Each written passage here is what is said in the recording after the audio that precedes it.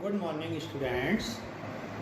आज हम लोग सारणिकों के गुणधर्म का अध्ययन करेंगे। सारणिकों के गुणधर्म, प्रॉपर्टी ऑफ डिटर्मिनेंट। सारणिक का मान पंक्ति एवं स्तंभ को परस्पर परिवर्तित करने पर अपरिवर्तित रहता है। एग्जाम्पल, हमारे को एक सारणिक A1, A2, A3, B1, B2, B3, C1, C2, C3 दिया हुआ है। इस सारणिक में हमारी पंक्ति A1, A2, A3 है। इसे हम स्तंभ के रूप में A1, A2, A3 में परिवर्तित कर देंगे। दूसरी पंक्ति के अवयवों को स्तंभ के रूप में B1, B2, B3 में परिवर्तित कर देंगे तथा तीसरी पंक्ति के अवयवों C1, C2, C3 को C1, C2, C3 स्तंभ के रूप में परिवर्तित कर देंगे तो दोनों सारणिकों के मान में कोई परिवर्तन नहीं होगा। सेकंड, सारणिकों की दो पंक्तियों या स्तंभों को आपस में परिवर्तित कर दिया जाता है तो सारणिक का चिन्ह परिवर्तित हो जाता है।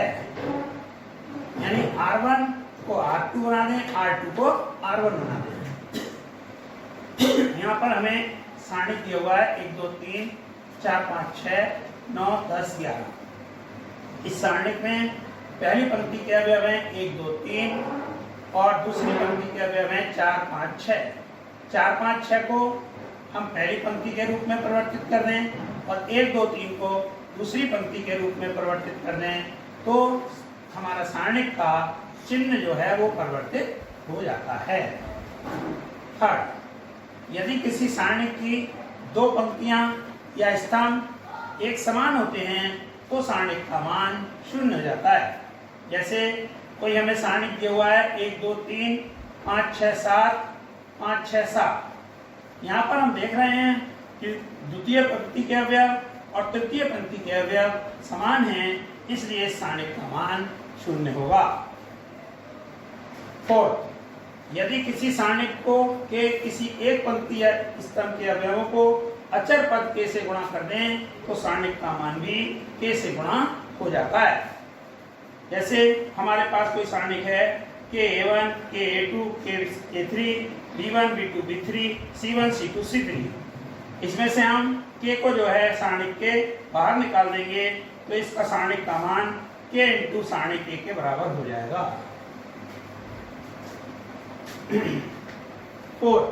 फिफ्थ, यदि किसी सारणिक की एक पंक्ति या स्तंभ के सभी अवयव 2 या 2 से अधिक पदों के योगफल के रूप में व्यक्त हों तो सारणिकों के योग के रूप में व्यक्त किया जा सकता है।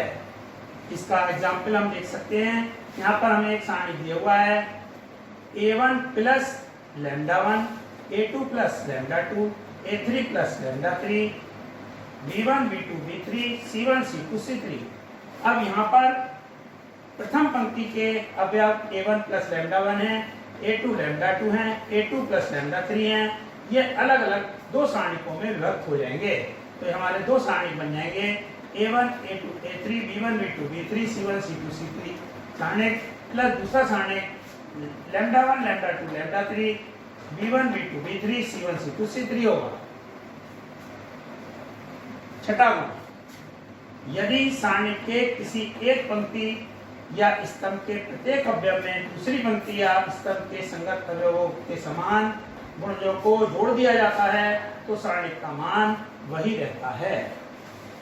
इसे हम इस तरह समझ सकते हैं कि मान लीजिए हमारे पास कोई सारणिक है del A1, A2, A3, B1, B2, B3 और C1, C2, C3 तथा दूसरा सारणिक डेल 1 जो है वो है A1 plus KC1, A2 plus KC2, A3 plus KC3, B1, B2, B3, C1, C2, C3। अब हम इसे डेल 1 को लेंगे। डेल 1 में प्रथम पंक्ति के अवयव दो पदों के योग के बराबर हैं तो इसलिए हम इन्हें अलग अलग दो सारणिकों के रूप में प्रगुणोच्चार के अनुसार लिख सकते हैं। तो इसलिए ये बन जाएगा A1, A2, A3, B1, B2, B3, C1, C2, C3 plus दूसरा सारणिक KC1, KC2, KC3, B1, B2, B3, C1, C2, C3। अब यहाँ ये सारणिक तो आपका ऐसे ही रहेगा। अब इधर सारणिक में k को हम बाहर निकाल देंगे तो ये बन जाएगा C1 C2 C3 B1 B2 B3 C1 C2 C3। अब यहाँ पर आप देख रहे होंगे प्रथम पंक्ति के अवयव और तृतीय पंक्ति के अवयव समान हैं, इसलिए प्रगुण 3 लागू हो जाएगा। अगर यदि दोनों पंक्ति के अवयव समान होते हैं तो इसका मान सारणिक का 0 होता है, इसका मान 0 हो जाएगा और इसकी वैल्यू हो जाएगी A1 A2 A3 B1 B2 B3 C1 C2 C3, जो कि डेल की वैल्यू है, इसलिए del 1 is equal to del. और इस तरीके से हमें ये 6 गुणधर्म जो है सारणिकों के पता लग गए। अब हम इसके बाद एक्सरसाइज 4.2 शुरू करेंगे।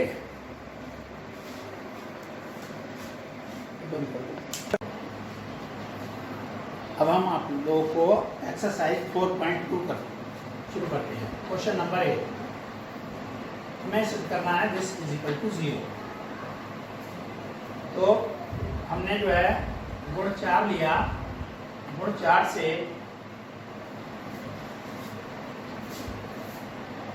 इसे हम स्तंभ C3 के जो अवयव हैं इन्हें 2 सारणिकों में अलग अलग विभक्त किया जा सकता है गुण 4 से। अब यहाँ पर x y z a b c x y z, इसका दूसरा बन जाएगा x y z a b c a b c। यहाँ पर स्तंभ C1 और C3 के अवयव जो हैं समान हैं, इसलिए इसका मान जो है 0 होगा। यहाँ पर C2 और C3 के अवयव समान है, इसलिए इसका मान भी 0 होगा, इसलिए राइट हैंड साइड बराबर 0।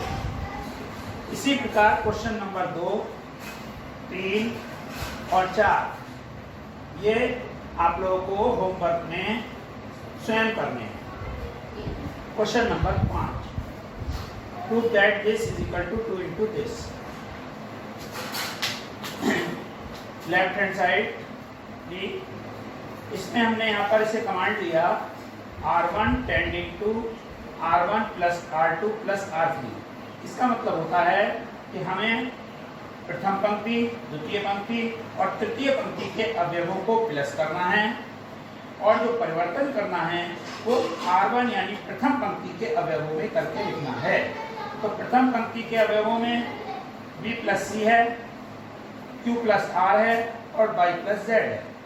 इनमें जब तीनों को जोड़ेंगे R1 R2 R3 को, तो ये 2A plus 2B plus 2C आएगा, तो उसमें से कॉमन ले लेंगे।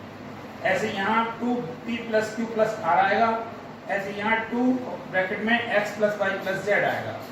इन सब में से 2 हम बाहर निकाल सकते हैं, इसलिए ये हो गया A plus B plus C, यहाँ P plus Q plus R, यहाँ X plus Y plus Z। अब इस सारणिक में दूसरा कमांड लेंगे कि R1 tending to R1 minus R2 minus R3। इसका मतलब है कि R1 में परिवर्तन करेंगे और R1 में से R2 और R3 को माइनस कर देंगे। अब हमें प्राप्त हो जाएगा यहाँ माइनस A, क्यों? क्योंकि जब A plus B plus C में से 2A minus B minus C minus होगा तो यहाँ पर माइनस A बचेगा। ऐसे इधर माइनस P बचेगा, यहाँ माइनस X बचेगा। इन तीनों में माइनस कॉमन है, इसलिए माइनस को बाहर ले लेंगे गुण 2 से। तो यहाँ पर माइनस A C R और Z और B Q और Y है, इन दोनों को जब परिवर्तित करेंगे पंक्ति 3 को पंक्ति 2 के स्थान पर और पंक्ति 2 को पंक्ति 3 के स्थान पर परिवर्तित करने पर गुण 2 के अनुसार यहाँ माइनस आपका आगे आ जाएगा। तो इस तरीके से ये एक माइनस हो गया -2। अब इसका माइनस कॉमन लिया तो ये माइनस और माइनस प्लस हो जाएगा, इसलिए ये 2 जो है आगे रहेगा और ये आपका सारणिक आ गया। यही आपको सिद्ध करना था बराबर right hand side. Question number 6 और क्वेश्चन नंबर 7 आपको जो है स्वयं करने हैं होमवर्क। अब आइए question number 8, prove that 1 A square 1 B square 1 C square सारणिक इक्वल है A minus B minus C और C माइनस A। इसमें हमें कमांड देना है R2 tending to R2 minus R3। इसका मतलब हुआ कि R2 यानी द्वितीय पंक्ति के स्तंभ में परिवर्तन करना है और R2 के अवयवों में से R3 के अवयवों को माइनस करना है। इसी प्रकार R3 में परिवर्तन करना है और R3 में से R1 के अवयवों को माइनस करके लिखना है। तो यहाँ पर सबसे पहले जब हम R2 में परिवर्तन करेंगे, पहला पंक्ति के अवयव को तो ऐसे लिख दिया 1a और a स्क्वायर। अब इसमें से हमें ये माइनस करना है, तो 1 में से 1 गया 0, b में से c गया b माइनस c और b स्क्वायर में से c स्क्वायर गया तो b square minus c square. इसी प्रकार 1 में से 1 गया 0, c में से a गया c minus a, c square minus a square is equal to, अब यहाँ पर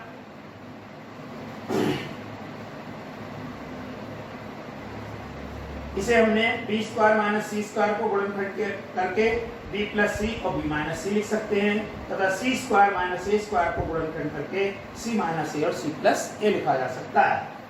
अब द्वितीय पंक्ति और तृतीय पंक्ति दोनों पंक्तियों में से b माइनस c और c माइनस a कॉमन पद को बाहर निकाल दिया, इसलिए यहाँ शेष रहेगा 1a स्क्वायर, यहाँ 0, यहाँ 1 और यहाँ b प्लस c, यहाँ 0, 1 और c प्लस a। c1 के अंदेश अब हम इसका जब विस्तार करेंगे तो ये हो जाएगा b minus c c minus a, और c1 के अंदेश कर रहे हैं जब हम, c1 हमारा हुआ ये वाला अवयव, तो c1 के अंदेश जब विस्तार करेंगे तो ये और ये दोनों हम यहाँ से हटा देंगे, तो हम पे शेष रह गए 1 0 1 1 और 1। c1 के अंदेश विस्तार नहीं करेंगे, यहाँ पर करेंगे c1 ये हुआ, c1 ये है, c2 ये है, c3 ये है। c1 के अंदेश विस्तार करने पर 1, अब ये और ये जब हटा देंगे दोनों, तो अब हम पे 1 और c प्लस a की मल्टीप्लाई होकर c प्लस a आएगा और माइनस b प्लस c और 1 की मल्टीप्लाई होकर b प्लस c आएगा, तो माइनस b माइनस c हो जाएगा। अब ये c से c कैंसिल हो जाएगा, तो यहाँ a माइनस b शेष रहेगा। तो इस तरीके से ये हमारा b minus c minus a minus b आ गया बराबर राइट हैंड साइड प्रूव्ड, और ये जो है हल हो गया। इसके बाद हम क्वेश्चन नंबर 9 देखेंगे। प्रूव दैट सारणी कितने बराबर ये सॉल्यूशन। सबसे पहले हम कमांड लेंगे R1 tending to R1 minus R2, यानी कि प्रथम पंक्ति में से द्वितीय पंक्ति के अवयवों को माइनस करके और वो प्रथम पंक्ति के स्थान पर लिखा जाएगा। ऐसी R1 tending to R2 minus R3, यानी दूसरी पंक्ति के अवयवों को दूसरी पंक्ति में से तीसरी पंक्ति के अवयवों को घटाकर लिखा जाएगा। तो यहाँ हो जाएगा R1 में से R2 माइनस किया x minus y, x square minus y square और z कॉमन और y माइनस एक्स। अब यहाँ y minus z, y square minus z square, x common z minus y, z square और x y ऐसे ही लिख दिए जाएंगे। अब x माइनस वाई और y माइनस जेड प्रथम और द्वितीय पंक्ति में से ओमेनिस्ट अवयव को कॉमन ले लेंगे, तो यहाँ 1 x plus y minus z, 1 y plus z minus x और जेड स्क्वायर और एक्स वाई शेष रहेगा। अब R1 tending to R1 minus R2, यानी प्रथम पंक्ति के अवयवों में से प्रथम पंक्ति और माइनस द्वितीय पंक्ति के अवयवों को माइनस करने पर तो पहली पंक्ति ये है, द्वितीय पंक्ति ये है, जो माइनस करेंगे तो 1 में से 1 या 0, यहाँ माइनस करेंगे तो x माइनस जेड, यहाँ माइनस करेंगे x माइनस जेड। ये ऐसे कैसे ही दोनों पंक्तियां उतार दी जाएंगी। इसमें यहाँ पर x माइनस जेड है, अगर हम इसमें z माइनस एक्स कॉमन लेंगे तो यहाँ माइनस 1 आ जाएगा और यहाँ भी माइनस 1 आ जाएगा। इस तरीके से x minus y, y minus z और z minus x, 0 minus 1 minus 1, 1 y plus z minus x, z z square और एक्स वाई। अब C2 में से C3 को माइनस करेंगे, जिससे -1 से जब -1 करेंगे तो ये 0 हो जाएगा। तो ये 0 1 z, 0 x plus y plus z और z square minus x y, 1 minus x और एक्स वाई ऐसे ही। अब इसका हम R1 के अंदेश विस्तार करेंगे, तो R1 के अंदेश जब विस्तार करेंगे तो यहाँ -1। अब इन दोनों अवयव दोनों इस स्तंभ को और इस पंक्ति को हटाने पर शेष सारणी हमारा ये बचेगा, इसकी मल्टीप्लाई कर देंगे तो ये by z square minus x y minus x z minus y z minus z square से जेड स्क्वायर कैंसिल हो जाएगा, और इस तरीके से x minus y, y minus z, z minus x, x y plus y z plus z x, ये बराबर right hand side prove हो जाएगा। इसी प्रकार अब हम करेंगे क्वेश्चन नंबर 10 का फर्स्ट पार्ट, प्रूव दैट सारणी कितने बराबर देश। सॉल्यूशन, सबसे पहले हमने लेफ्ट हैंड साइड ली और यहाँ पर हमने कमांड दिया R1 tending to R1 plus R2 plus R2, यानी तीनों अवयवों को जोड़ा जाएगा और उसे R1 के स्थान पर रिप्लेस किया जाएगा। तो यहाँ 5x प्लस 4, ये भी 5x प्लस 4, ये भी 5x प्लस 4, ये तीनों में कॉमन हो गया, इसे बाहर निकाल दिया, यहाँ 1 1 1 शेष रह जाएगा।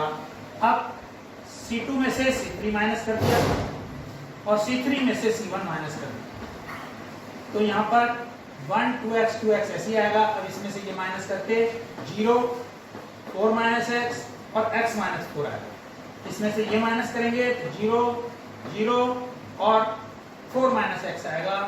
अब इसमें हमने 4 माइनस एक्स ले लिया C2 में से कॉमन, और C3 में से भी हम कॉमन ले सकते हैं 4 माइनस एक्स।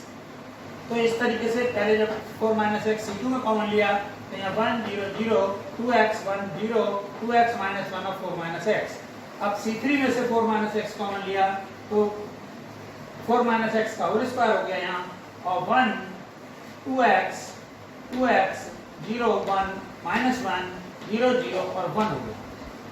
अब C1 के अंदेश विस्तार कर दीजिए, तो जब विस्तार करेंगे तो ये पंक्ति और ये स्तंभ आप हटा देंगे तो इसमें हो जाएगा 1 इंटू 1 बन जाए 1 माइनस 0, तो ये 1 हो गया, यानी 5x प्लस 4 एक ब्रैकेट में और दूसरी ब्रैकेट में 4 माइनस एक्स का होल स्क्वायर बराबर राइट हैंड साइड, ये भी आपका प्रूव हो गया। अब क्वेश्चन आपको होमवर्क में क्वेश्चन नंबर 10 का सेकंड करना है, 11th करना है, 12th करना है और 13th करना है।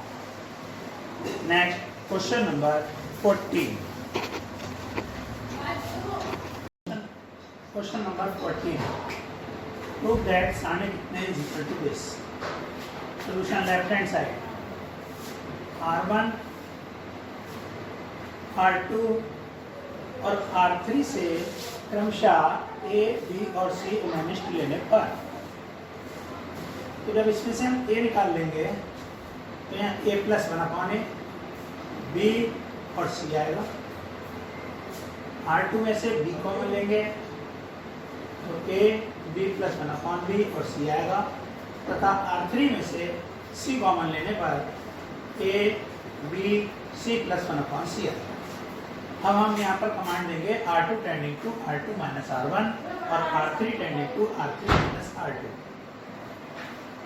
इनमें जब R2 में से R1 माइनस करेंगे तो R1 तो ऐसे ही रहेगा, A में से A प्लस 1/A को माइनस करने पर माइनस 1/A 1/B 0, और ऐसे इसमें से माइनस करने पर R3 में से R2 माइनस करने पर 0 माइनस के 1/B और 1/C। C1 को A से, C1 को A से, C2 को B से, C3 को C से गुणा और भाग कर दें तो भाग वाले को बाहर निकाल दिए और गुणा वाले अवयव यहाँ पर A square plus 1 minus 1 0, B square 1 minus 1, C square 0 और 1। अब R3 के अंदिश विस्तार कर दें, तो विस्तार करने पर हमें a square plus b square plus c square plus 1 is equal to right hand side प्राप्त होगा। अब यहाँ क्वेश्चन नंबर 50, a कोई 3/3 कोटि का अवयव है, तो सारणिक के a का मान होगा। सारणिक के a के मान ज्ञात करने के लिए हमें पता है कि सारणिक में जो अवयव कॉमन होता है उसे हम बाहर निकाल सकते हैं। तो ये चूंकि तीनों उसमें कॉमन होगा, R1 में भी, R2 में भी, R3 में भी, इसलिए k इंटू के यानी k क्यूब सारणिक के इसका मान होगा। एरिया ऑफ ट्रायंगल, त्रिभुज का क्षेत्रफल। त्रिभुज के क्षेत्रफल के लिए सारणिक का सूत्र लगाकर हम इस तरीके का बना सकते हैं। त्रिभुज का क्षेत्रफल बराबर 1/2 सारणिक x1 y1 x2 y2 x3 y3 1 1 1। ये हमारे यहाँ पर 3 निर्देशांक त्रिभुज के शीर्ष के दिए हुए हैं, x1 y1 x2 y2। अगर ये यहाँ x1 y1 है, ये x2 y2 है और ये x3 y3 है, तो इसका क्षेत्रफल त्रिभुज का सारणिक के अनुसार निकाला जा सकता है। अब हम इसका विस्तार C1 के अंदिश करेंगे, तो x1 y2 minus y3 x2 y3 minus y1 और x3 y1 माइनस y2। इस तरीके से हमें त्रिभुज का क्षेत्रफल ज्ञात होगा। एक्सरसाइज 4.3 1 0 6 0 4 3 शीर्ष बिंदु से जाने वाले त्रिभुज का क्षेत्रफल ज्ञात करना है। तो हमने इसे त्रिभुज का क्षेत्रफल बराबर 1/2 1 0 1 6 0 1 4 3 1 लिखकर R1 के अंदिश विस्तार कर दिया। तो R1 के अंदिश जब विस्तार करेंगे तो 1/2 1, ये पंक्ति और ये स्तंभ हटाएंगे तो ये 0 माइनस 3 आएगा। फिर 0 के साथ सभी 0 हो जाता है, फिर 1 आएगा, 1 के साथ 6 3 18 माइनस 4 18 माइनस 0। अब यहाँ पर बन गया -3 0 प्लस 18 यानी 15/2 वर्ग इकाई इसका क्षेत्रफल हो गया। क्वेश्चन नंबर 3 के क्वेश्चन नंबर 3 k का मान ज्ञात करो जबकि त्रिभुज का क्षेत्रफल 4 वर्ग इकाई है और शीर्ष बिंदु k, 0 4, 0 और 0, 2 हैं। आंसर देखिए, त्रिभुज के क्षेत्रफल का फार्मूला होता है 1/2 सारणिक तीनों शीर्ष बिंदुओं को k0 4 0 0 2 1 1 1 लिख देंगे। अब इस सारणिक का जब विस्तार करेंगे तो त्रिभुज के क्षेत्रफल की जगह 4 1/2 के। अब हम C1 के R1 के प्रथम पंक्ति के अवयव और प्रथम स्तंभ के अवयव को हटा लेंगे तो ये सारणिक 0 1 2 1 बचेगा। इसलिए 0 और 1 की मल्टीप्लाई 0 और 2 into 1 की मल्टीप्लाई 2। अब -0 0 से किसी की भी मल्टीप्लाई करेंगे 0 ही आएगा। और थर्ड अवयव 1, अब इस पंक्ति और स्तंभ को हटाने पर 4 गुणा 2 -0 और इस तरीके से 2 की मल्टीप्लाई हो जाएगी 4 से 4 दूनी 8 बराबर 2k -के 2k प्लस 8 से 8 कैंसिल के बराबर 0 यानी k का मान जो है 0 आएगा। क्वेश्चन नंबर 4 का फर्स्ट, रेखा की हमें समीकरण ज्ञात करनी है जिसके शीर्ष बिंदु हमें दिए हुए हैं 1 2 3 6 2 बिंदु दिए हुए हैं और इस रेखा की समीकरण ज्ञात करनी है। तो इसलिए 1/2 इसे सारणिक के रूप में 1 2 3 6 x y 1 1 1 बराबर 0 लिखा जाएगा। अब इसका जब विस्तार करेंगे R1 के अंदिश विस्तार करने पर, तो जब हम विस्तार करेंगे तो 1 6 -5 -2 3 minus x plus 1 3y minus 6x और इसे सरल करने पर 2x बराबर y प्राप्त होगा। तो ये हमारी रेखा की समीकरण कहलाएगी। अब इस एक्सरसाइज में जो शेष क्वेश्चन रह गए, पहले का सेकंड और थर्ड, दूसरा तीसरे का सेकंड, चौथे का सेकंड और पांचवा, ये आप लोग को होमवर्क में करने हैं। Thank you.